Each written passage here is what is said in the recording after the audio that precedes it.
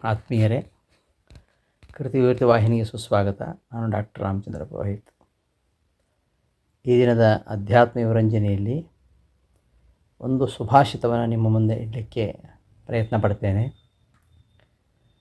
ಕಾಲಾಂತರೇ ಹ್ಯನರ್ಥಾಯ ಗೃಧ್ರೋ ಗೇಹೋಪರಿಸ್ಥಿತಃ ಖಲೋ ಗೃಹ ಸಮೀಪಸ್ಥಃ ಸದ್ಯೋನರ್ಥಾಯ ದೇಹಿನಾಂ. ಮನೆ ಮೇಲೆ ಹದ್ದು ಕೂತ್ಕೊಂಡ್ರೆ ಅದರಿಂದ ಕೆಡುಕು ಕಾಲಾಂತರದಲ್ಲಿ ಆಗತ್ತೆ. ಆದರೆ ದುಷ್ಟನಾದ ಮನುಷ್ಯನು ನಮ್ಮ ಮನೆಯ ಹತ್ತಿರದಲ್ಲೇ ಇದ್ದರೆ ಅಷ್ಟರಿಂದಲೇ ನಮಗೆ ಕೂಡಲೇ ಕೆಡುಕಾಗುತ್ತೆ ಅಂತ ಈ ಮಾತಿನ ಅರ್ಥ.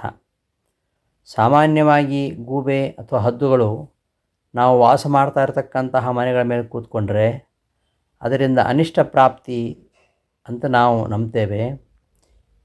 ಇದು ಈಗಲೂ ಆಗ್ಬೋದು. ಆದರೆ ಈ ಅನಿಷ್ಟವು ಈ ಕೂಡಲೇ ಆಗೋದಿಲ್ಲ. 4-6 ದಿನಗಳಾದ ಮೇಲೆ ಅಥವಾ 10 ದಿನಗಳ ಕಳೆದ ಮೇಲೆ ಅಥವಾ ತಿಂಗಳಾದ ಮೇಲೆ ಅದರಿಂದ ಕೆಟ್ಟ ಫಲಗಳು ಉಂಟಾಗ್ಬೋದು. ಆದರೆ ನೀಚ ಜನರು, ದುಷ್ಟರು ನಮ್ಮ ಮನೆಯಲ್ಲಿಯೇ ಇರಬೇಕಂತಿಲ್ಲ. ನಮ್ಮ ಮನೆಗೆ ಸಂಬಂಧಪಡದೆ ಸ್ವಲ್ಪ ದೂರದಲ್ಲಿ ವಾಸವಾಗಿದ್ದರೂ ಸರಿ, ಅವರ ಗಾಳಿ ಸೋಕಿದರೂ ಸಾಕು, ಅವರ ದೃಷ್ಟಿ, ಕೆಟ್ಟ ದೃಷ್ಟಿ ನಮ್ಮ ಮನೆಯ ಮೇಲೆ ಹೊರಳಿದರೂ ಸಾಕು, ಅಷ್ಟು ಮಾತ್ರದಿಂದಲೇ ನಮಗೆ ಕೆಡುಕು ಅಥವಾ ಅನಿಷ್ಟವು ಈ ಕೂಡಲೇ ಉಂಟಾಗಿಬಿಡುತ್ತದೆ. ಅಂದರೆ ಮೂಕ ಪಕ್ಷಿಗಳಿಗಿಂತಲೂ ಈ ದುಷ್ಟ ಜನಗಳು ಅತ್ಯಂತ ಅಪಾಯಕಾರಿಗಳಾಗಿದ್ದಾವೆ.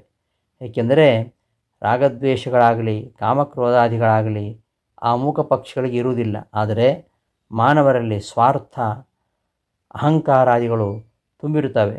ಕಣ್ಣು, ಕಿವಿ, ನಾಲಿಗೆ, ಕೈಕಾಲುಗಳಲ್ಲಿ ಎಲ್ಲ ಕಡೆ ವಿಷ ತುಂಬಿಕೊಂಡಿರತಕ್ಕಂತಹ ವಿಷಜಂತುವೆಂದರೆ ಈ ದುಷ್ಟ ಮಾನವ. ಬಾಯಿಂದ ಸಿಹಿ ಮಾತುಗಳನ್ನು ಆಡ್ತಾ ಇದ್ದರೂ ದುಷ್ಟ ಜನರ ನಡತೆ ಅದು ವಿಷಪೂರ್ಣವಾಗಿರುತ್ತೆ. ಸರ್ವಾಂಗಗಳಲ್ಲಿಯೂ ವಿಷ, ಸರ್ವಾಂಗಿ